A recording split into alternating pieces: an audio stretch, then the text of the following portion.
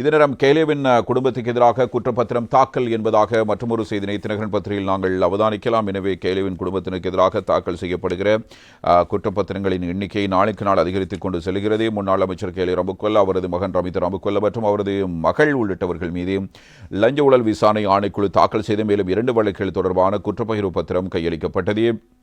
கொழும்பு மேல் நீதிமன்ற நீதிபதி முகமது மிஹால் முன் குறித்த குற்றப்பகிர்வு பத்திரங்கள் நேற்றைய தினம் இவ்வாறு கையளிக்கப்பட்டன. முன்னாள் அமைச்சர் கேலே ரம்புக்வெல்ல, அவரது மகன் ரமித் ரம்புக்வெல்ல, அவரது மகள் அமாலி நயனிகா ரம்புக்வெல்ல மற்றும் அவர்களது பணிப்பெண்ணான நிபுணி கிருஷ்ண நிஜா ஆகியோருக்கு எதிராக குற்றப்பத்திரிகைகள் ஒப்படைக்கப்பட்டன.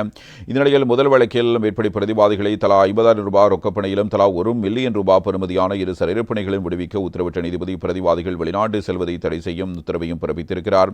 இந்த வழக்கு முன்விளக்க மாநாட்டுக்காக எதிர்வரும் ஜனவரி 12 மற்றும் 14 ஆகிய தேதிகளில் விசாரணைக்கு அளிக்கப்பட உள்ளது. இதனிடையே அமைச்சர் கேலே ரம்புக்வெல்ல மற்றும் அவரது மகன் ரமித் ரம்புக்வெல்ல ஆகியோர் மட்டும் பிரதிவாதிகளாக பெயரிடப்பட்டுள்ள மற்றொரு வழக்கின் குற்றப்பகிர்வு பத்திரமும் நேற்று நீதிபதி முகமது மிஹால் முன்னிலையில் கையளிக்கப்பட்டது.